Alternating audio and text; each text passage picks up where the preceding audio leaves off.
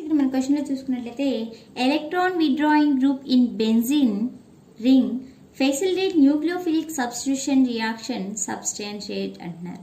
మనకి ఇక్కడ benzene ring మీద న్యూక్లియోఫిలిక్ సబ్స్టిట్యూషన్ అనేది అంటే ఎలక్ట్రాన్ విత్డ్రాయింగ్ గ్రూప్ అనేది ఉంటే అప్పుడు ఏం జరుగుతుంది అంటున్నారు, న్యూక్లియోఫిలిక్ సబ్స్టిట్యూషన్ రియాక్షన్ అనేది జరుగుతుంది అని చెప్తున్నారు. ఎందువల్ల అంటే రీజన్ మనం చూద్దాము.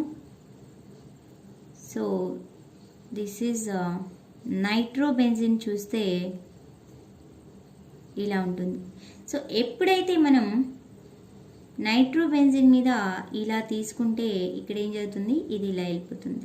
వెళ్ళిపోయినప్పుడు ఏం జరుగుతుంది, రెజనెన్స్ అనేది ఎలా జరుగుతుంది అంటే N పాజిటివ్, O మైనస్, ఇక్కడ పాజిటివ్ అయాన్ వస్తుంది. సో ఎప్పుడైతే పాజిటివ్ అయాన్ వస్తుందో న్యూక్లియోఫిలిక్ సబ్స్టిట్యూషన్ రియాక్షన్ అనేది జరగడానికి ఛాన్స్ ఉంది. అదేవిధంగా ఇది ఇలా వస్తే ఇక్కడ పాజిటివ్ ఛార్జ్ అనేది వస్తుంది. చూద్దాం. సో ఇది ఇలా ఉంది, ఇక్కడ పాజిటివ్ అండ్ ఇక్కడ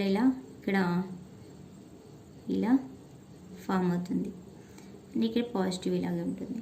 సో ఇక్కడ వస్తుంది అండ్ ఫర్దర్గా ఇది ఇలా ఇచ్చేస్తే ఇక్కడ పాజిటివ్, ఇక్కడ N O మైనస్. సో ఫర్దర్గా మళ్ళీ ఇది ఇలా వచ్చేసినప్పుడు ఇది ఇలా వచ్చేస్తుంది. సో బెంజీన్ రింగ్ అనేది నార్మల్గా దాని పొజిషన్కి అది వచ్చేసింది. So N O O. సో మనం ఇక్కడ తీసుకున్నట్లయితే ఎప్పుడైతే nitro group electron withdrawing group అనేది ఉందో ఇక్కడ పాజిటివ్ ఛార్జ్ అనేది రొటేట్ అవుతుంది, మీన్స్ రెజనెన్స్లో ఫామ్ అవుతుంది, రెజనెన్స్ స్ట్రక్చర్స్. సో రెజనెన్స్లో పాజిటివ్ ఛార్జ్ ఉంటుంది అంటే ఏంటి, it facilitates nucleophilic substitution reaction. So cation or positive charge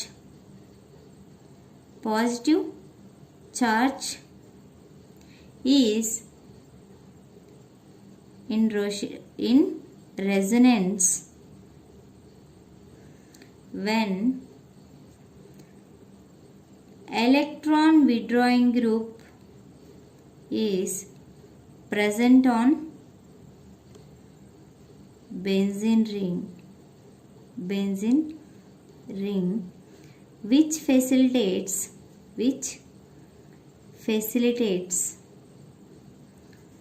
the nucleophilic substitution on benzene. Okay friends, so ఇక్కడ పాజిటివ్ ఛార్జ్ అనేది ఇలా రొటేట్ అవుతూ ఉంటుంది అనమాట రెజనెన్స్లో. సో పాజిటివ్ ఛార్జ్ ఉందంటే ఆటోమేటిక్గా న్యూక్లియోఫిలిక్ సబ్స్టిట్యూషన్ రియాక్షన్ అనేది ఈజీగా జరిగిపోతుంది. So as the number of electron withdrawing groups increases, the reactivity of nucleophilic substitution reaction also increases అని చెప్పొచ్చు. Thank you friends.